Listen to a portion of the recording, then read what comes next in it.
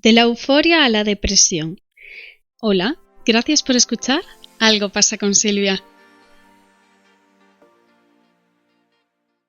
En el primer capítulo os iba haciendo un poco de introducción de dónde nace este proyecto, pero ahora os quiero meter un poco más en materia y hablar de qué es la ciclotimia, este trastorno mental que os dije que padecía.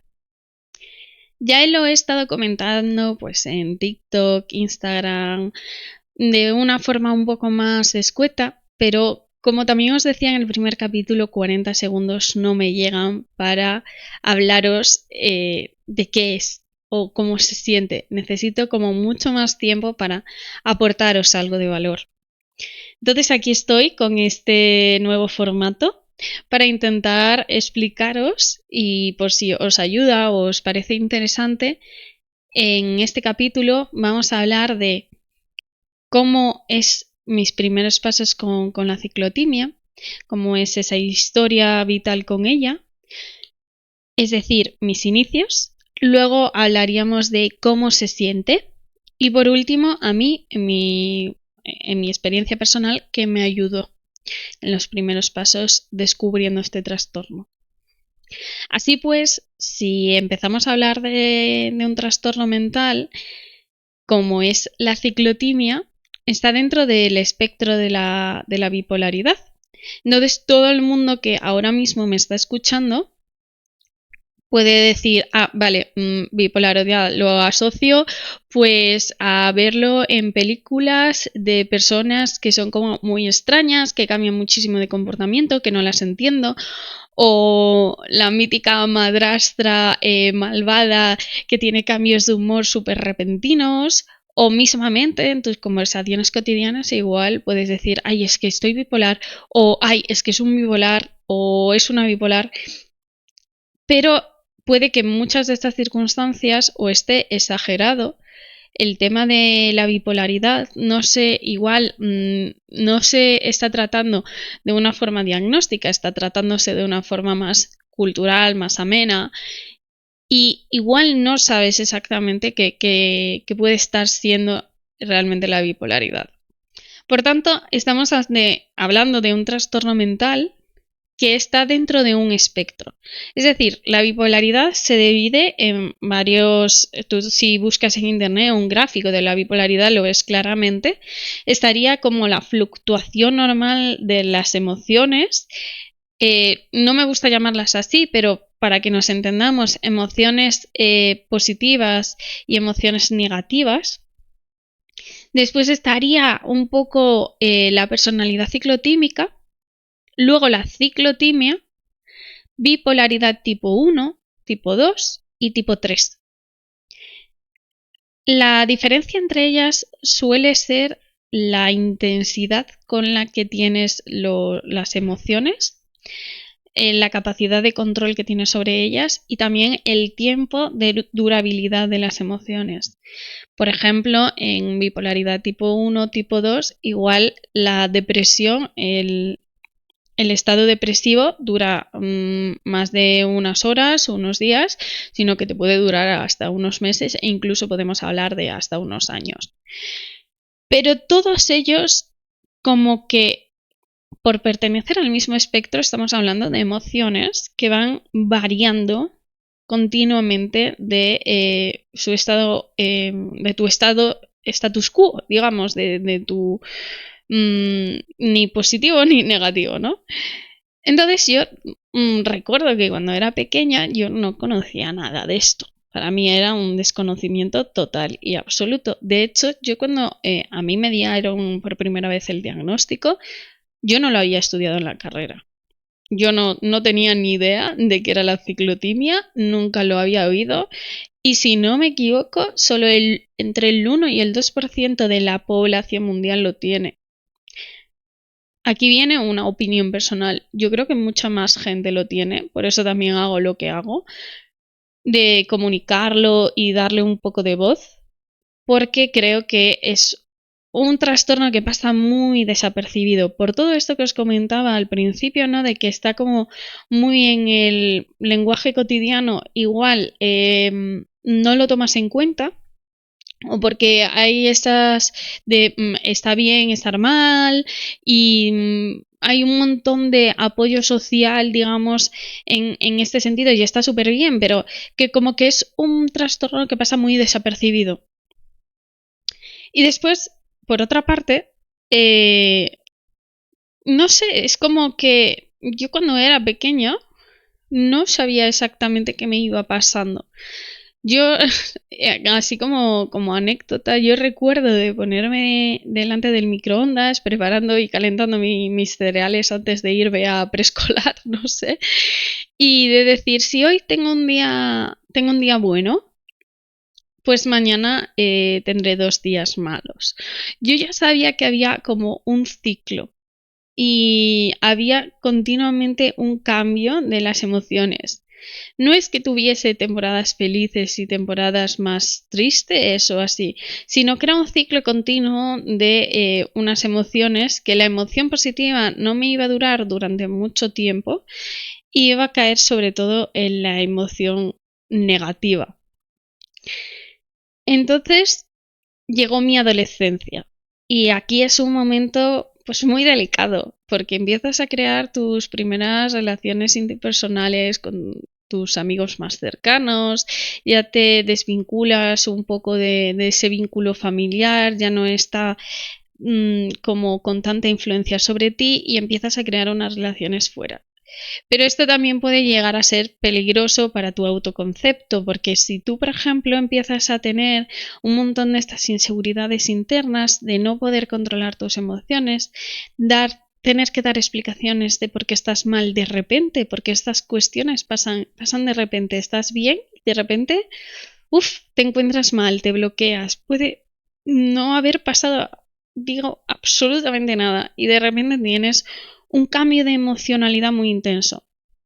Entonces, dar esto a una explicación externa a la persona que estás contigo, bien sea esos amigos que creas en esas edades o tus primeras parejas. Yo, una de las inseguridades que tenía es, ay Dios mío, ¿por qué a alguien le puedo gustar? Porque, claro, ahora estoy en un momento que me estoy mostrando bien y no me estoy mostrando rara o bloqueada y por eso le debo de gustar. Y yo era algo que a veces les decía a mis primeras parejas de, sí, ahora te gusto, pero bueno, ya cuando me veas en mis malos momentos igual no te gusto tanto. Esto, por desgracia, afecta muchísimo a la autoestima y al autoconcepto que se tiene de uno mismo. Y para mí fue muy difícil crear relaciones interpersonales, pero me costaba como mucho luchar contra mí misma y entonces tuve esta lucha interna durante mucho tiempo. Hasta que llegó un punto en el que les dije a mi familia que necesitaba ayuda y que yo sola no podía, porque yo no podía llegar a casa a veces llorando sin ninguna razón aparente, simplemente por cómo me sentía. A mí me dolía el pecho cuando tenía, por ejemplo, el sentimiento de vacío, que lo quiero un poco identificar porque yo lo sentía como un no sentir nada, pero que dolía. A mí me dolía concretamente en el pecho y yo llegué a tener pensamientos suicidas y no llegué a cometer ningún acto para intentar pues desaparecer, ¿no? Pero tenía como esos sentimientos de las personas estarían mejor sin mí, yo no me entiendo, no sé qué me pasa, porque soy así, no voy a lograr ser feliz nunca, no me puedo controlar. Entonces, ese punto donde eclosionan todas estas cosas me llevan a terapia. Y me costó mucho, tuve que hacer un poco de barrera porque en mi familia también tenían estas emociones, digamos. Y yo, hasta que empecé a salir un poco del contexto familiar, no me di cuenta de que eso no era normal. Yo sentía que me pasaba algo, pero yo llegaba a mi casa y en mi casa pues las personas se comportaban igual que yo y entonces era un poco de, en esa adolescencia, donde empecé a ir a casas de distintos amigos y así, es cuando empecé a ver de que igual esto no era tan normal. Igual mi contexto no era lo normalizado. Entonces también tuve esa barrera de buscar ayuda porque me dijeron que no me pasaba nada, que eso era normal. Y era normal para mi contexto familiar, no para mi contexto, no para un contexto general. Entonces empezaron esas primeras barreras y llegué a ir en distintos momentos, desde el instituto hasta la carrera, que empecé de psicología, un poco donde empiezan esos procesos terapéuticos, pero pasando por los primeros 4 procesos terapéuticos que fui saltando de un profesional a otro, a otro, a otro, todos caían como en decir la sintomatología de tienes ansiedad, tienes mucho como obsesión por el control y como que mmm, no salían de eso.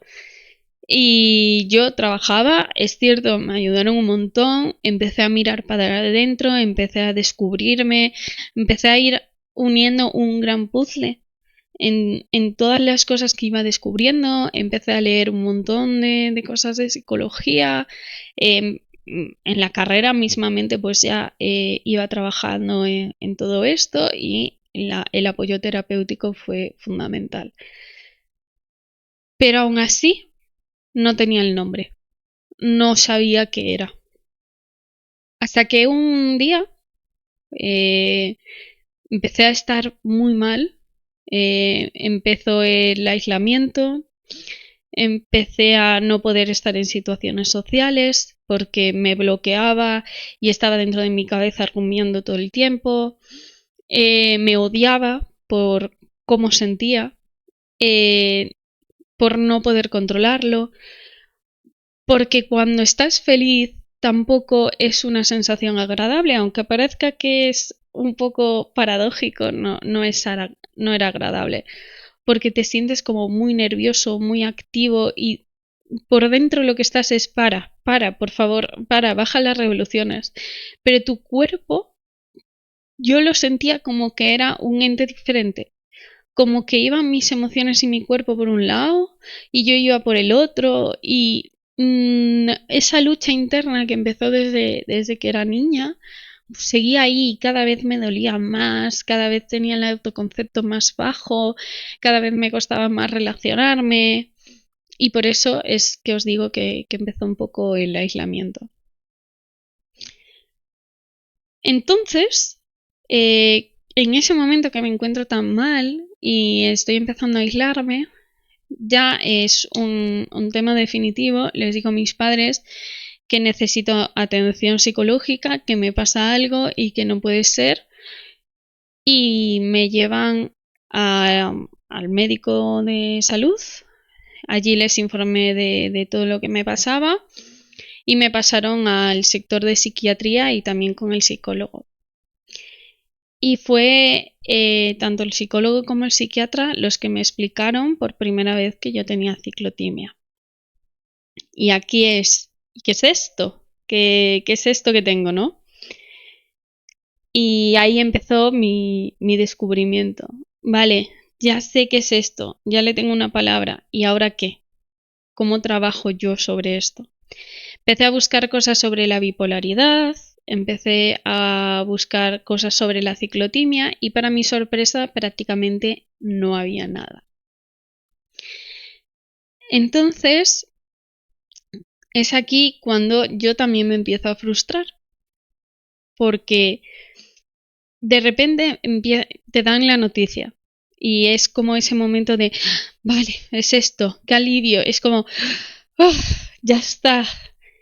Pero también viene otra parte de, ostras, tengo un trastorno mental. ¿Cómo me va a ver ahora la gente? ¿Cómo me van a tratar? ¿Van a pensar que estoy loca? ¿Van a pensar que no pueden hablar conmigo? ¿Van a cambiar su percepción que tienen sobre mí por esto? Y esto también fue algo que tuve que trabajar en un primer momento. Y tampoco fue fácil porque de repente es algo que te dicen que vas a tener de por vida seguramente.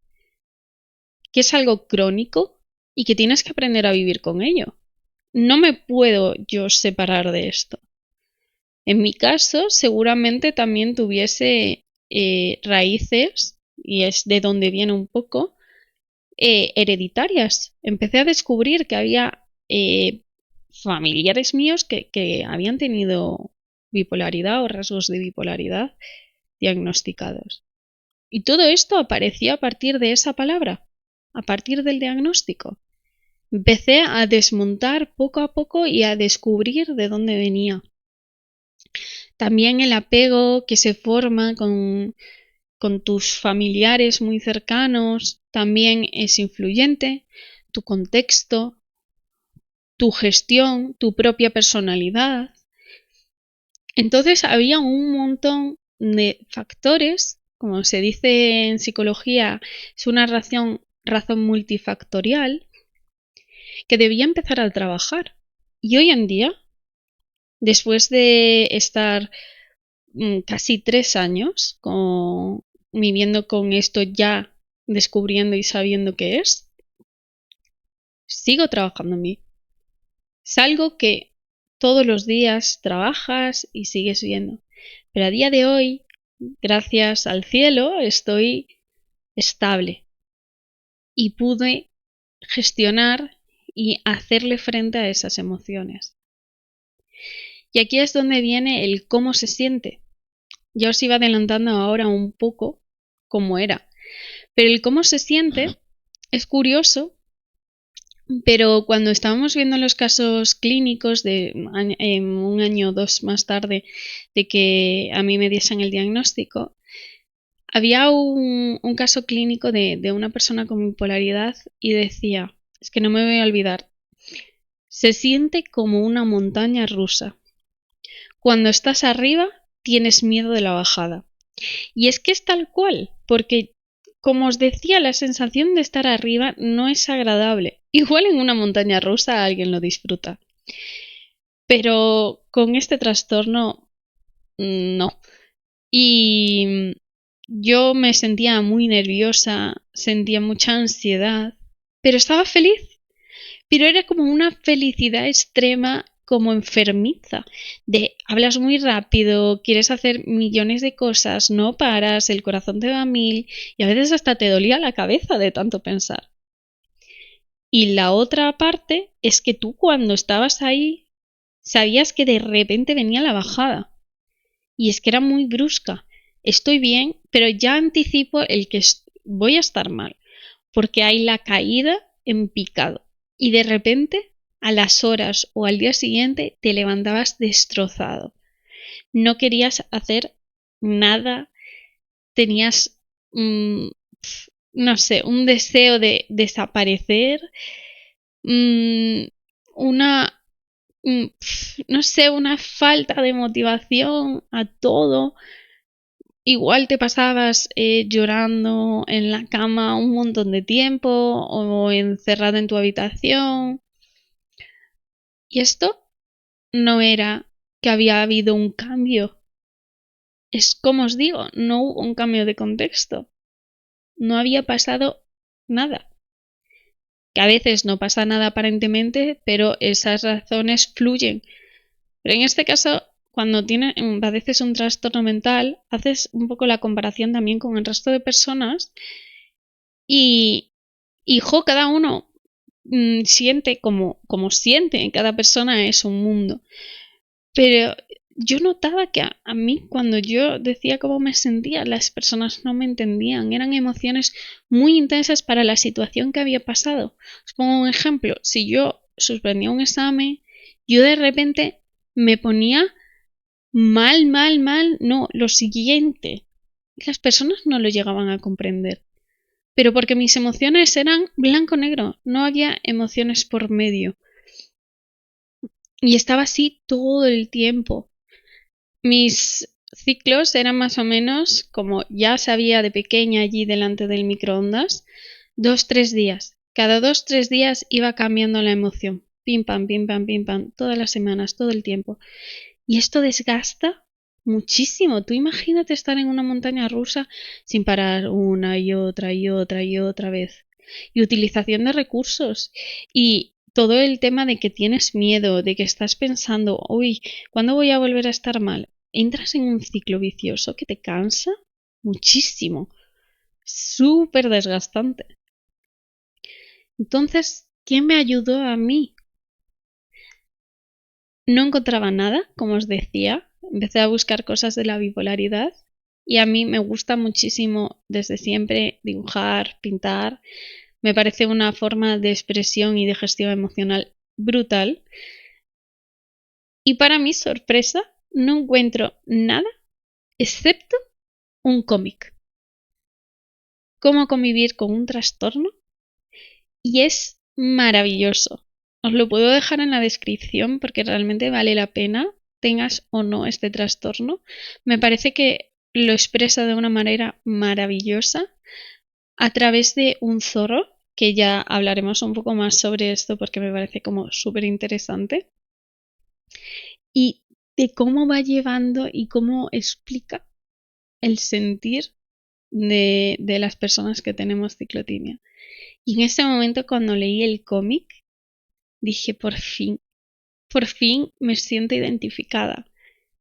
Por fin he encontrado a alguien que expresa lo mismo que yo. Y ahí fue el momento en el que yo decidí tatuarme un zorro y acabé el cómic y dije, tengo que empezar a trabajar en esto. Porque no es intentar evitarlo e intentar apartarlo. Es abrazar tu trastorno y aprender a convivir con él. Entonces, os animo a que si tenéis algún trastorno mental, si estáis pasando por una situación difícil, intentar buscar montar este puzzle para mí fue esencial. Y es de lo que más orgullosa estoy. Cuando yo pongo mis logros, no pongo haber acabado una carrera, haber acabado un máster, pongo haber descubierto esto, haber trabajado en mí, haber dedicado tiempo en mí, es de lo que más orgullosa estoy. Y espero que si me estás escuchando y te estás preocupando por tu salud mental, como creo que estás haciendo ya al escuchar este tipo de podcast, te invito a que montes tu propio puzzle personal. Las piezas aparecen en muchos sitios, en muchas experiencias vitales. Te pueden ayudar amigos, familiares. Puedes ir empezando a montar tu puzzle a partir de las piezas que te van dando los psicólogos o psicólogas, psiquiatras. No tiene por qué ser tampoco solo psicólogos. De tus propias, de por qué siento esto, por qué me pasa esto. No te quedes ahí, porque hay otra manera de vivir. Y hoy puedo decir que soy feliz. Sigo teniendo cambios de humor, pero ya están dentro del rango sano, ya no interfieren en mi vida. Y puedo decir con las mayúsculas que soy feliz. Y espero que tú también puedas decirlo. Y si no puedes en este momento, que lo puedas decir en alguno. Porque todos y cada uno, nos merecemos ser felices. Todos. La felicidad no es para algunos pocos, es para todos.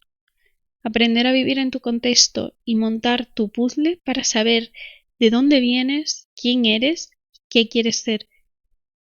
Entonces, dejo un poco esta reflexión y esta pregunta de ¿tú eres feliz? Espero que tengas un precioso día.